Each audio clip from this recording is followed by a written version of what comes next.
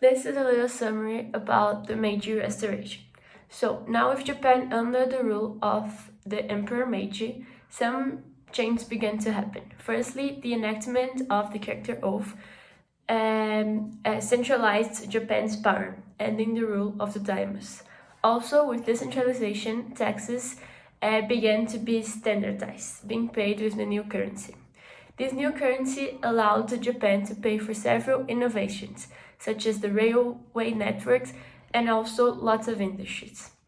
Um, Meiji also focused on a social reform that would destroy the social hierarchy, extinguishing the daimyos and samurai's position, and giving more power and education to normal Japanese.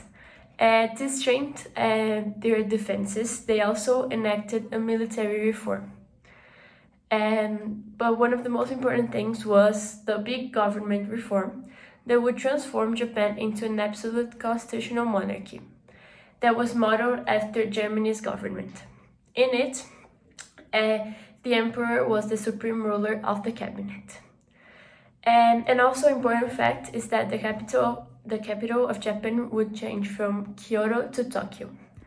An important thing to note is that Japan became so industrialized that companies started receiving huge amounts of power in a system called Zaibatsu.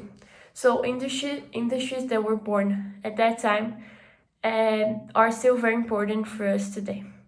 So that's it. That's everything, like a quick summary about the Meiji Reformation. So the fast modernization of Japan also meant a period of bad working conditions, which led to the labor unrest and the thinking of many socialist ideas by some people of Japan. So after getting enough power, Japan started searching for other resources that they lacked in other people's land and started their imperialistic mission of acquiring new natural resources so they could improve their process of industrialization and modernization. So this process could go faster and more efficiently. So in 1984, Japan fought to defeat China, and when they defeated China, they gained a territory and they gained more lands and resources. With this war, they also could annex the territories of Korea and Taiwan. So these conquests and fights would be known later as the Sino-Japanese War. But however, Japan was in charge of Korea, this made Russia turn its attention to Japan, as Russia wanted access to some zones of Korea, which Japan already perceived the Russians as going against them.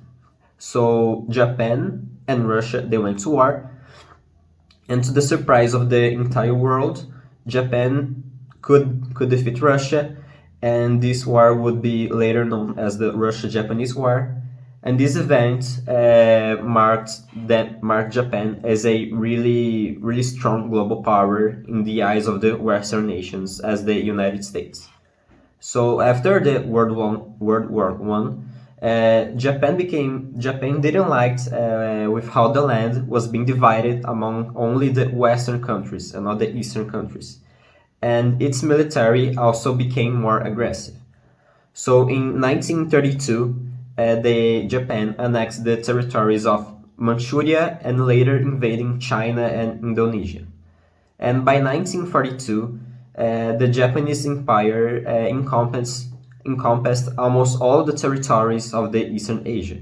So they really had power of basically all Asia. But however, after Japan attacked the Pearl Harbor, which was a American naval base, the Americans dropped two nuclear bombs into the Japanese cities in an attempt to stop the Japanese disposition for war, which also could end their empire. So the defeat of the Japan after the World War II played a fear factor in disassembling the Axis power, which was composed of Germany, Italy, and Japan. And this happened because as no country would want to be targeted by the new American possession of nuclear powers. So these Axis powers, they basically separated, so they were not together anymore because they didn't want it to be affected by these American threats.